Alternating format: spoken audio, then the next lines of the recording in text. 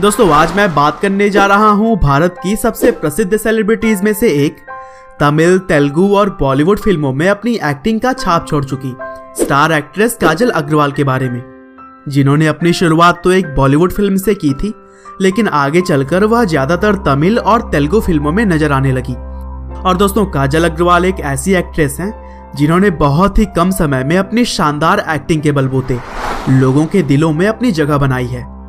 अगर एक बॉलीवुड मूवी के छोटे से रोल को छोड़ दिया जाए तो उन्होंने अपनी शुरुआत 2007 में आई एक तमिल मूवी से की और सिर्फ 11 साल के अंदर है उनकी फैन फॉलोइंग करोड़ों में पहुंच चुकी है।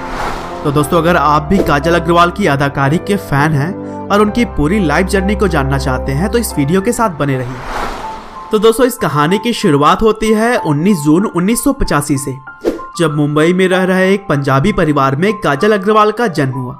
उनके पिता का नाम विनय अग्रवाल है, जिनका टेक्सटाइल का बिजनेस है, और उनकी मां का नाम सुमन अग्रवाल, जो कि अब काजल की बिजनेस मैनेजर हैं।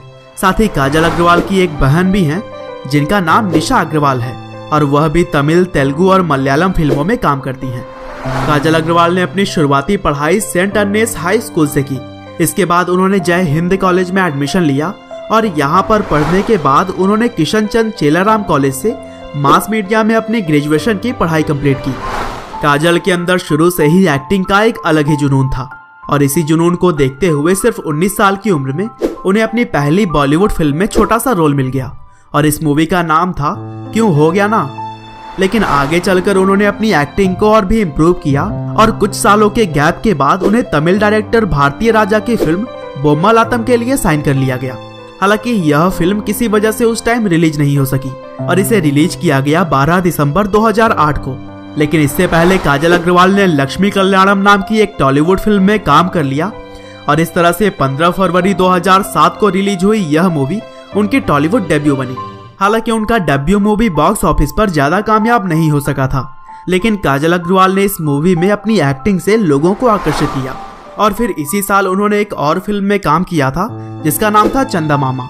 यह फिल्म पॉजिटिव रिव्यूज के साथ ओपन हुई और बॉक्स ऑफिस पर काजल अग्रवाल की पहली हिट फिल्म भी बनी और फिर आगे भी उन्होंने पजनी, पोरोडू और अटादिस्ता जैसी फिल्मों में काम किया।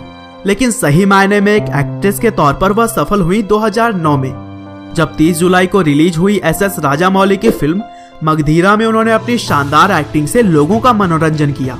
और इस मूवी के रिलीज होने के बाद से ही काजल अग्रवाल मानो रातों रात लोगों की चहेती स्टार बन गई।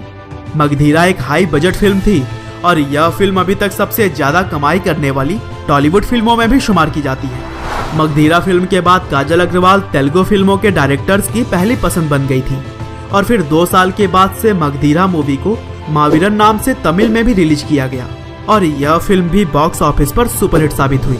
और फिर आगे भी अलू अर्जुन, प्रभास और रामा राव जूनियर की तरह ही बहुत सारे एक्टर्स के साथ काजल अग्रवाल की फिल्में रिलीज होती रही। साथ ही काजल अग्रवाल सिंघम, स्पेशल 26 और 2 लफ्जों की कहानी की तरह ही हिंदी फिल्मों में भी अपनी एक्टिंग से लोगों को प्रभावित कर चुकी है। और दोस्तों काजल अग्रवाल के तेलुगु और तमिल फिल्मों की पूरी लिस्ट आप अपने स्क्रीन पर देख सकते हैं। और इन सब के अलावा Kajal Aggarwal celebrity cricket league, Lux, Dabur और पैनासोनिक की ब्रांड एम्बेसडर भी हैं। तो दोस्तों यह थी कहानी आज के समय की सबसे पसंदीदा तेलुगु और तमिल एक्ट्रेस में से एक काजल अग्रवाल की। उम्मीद है कि आपको यह जरूर पसंद आई होगी। आपका बहुमूल्य समय देने के लिए बहुत बहुत धन्यवाद।